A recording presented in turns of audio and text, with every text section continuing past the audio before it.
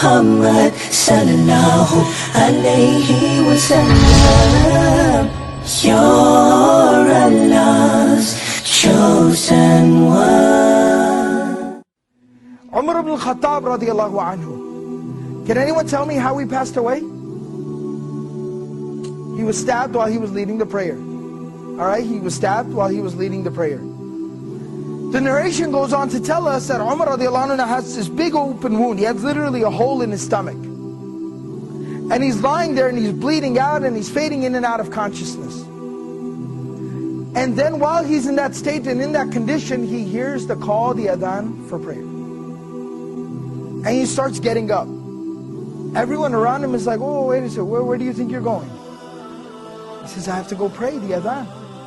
I have to go and pray, it's the adhan. And he said, you're dying. You have a hole in your stomach. What do you mean you're going to go pray?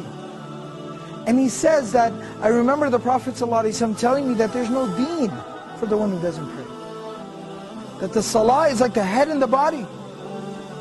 I have to go and pray.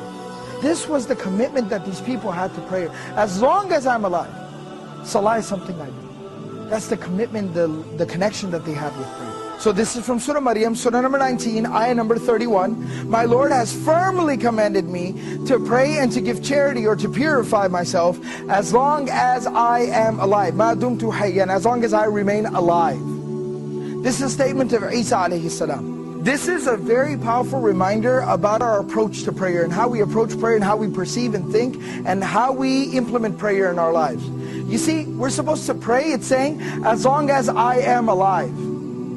Till my last breath, I am committed to salah, to prayer. Now what does that exactly mean? It means no matter what comes up, prayer is something that I will hold on to till my last breath. I will concern myself with till death. And the Prophet ﷺ demonstrated this. He lived this. Now this isn't just theory, this isn't something just fancy to say. It's not just a fancy slogan. The Prophet ﷺ lived it. You know, about a week before the passing of the Prophet ﷺ, he fell very ill. He became ill. And the Prophet ﷺ was incapable of standing up and even walking on his own. Very soon after.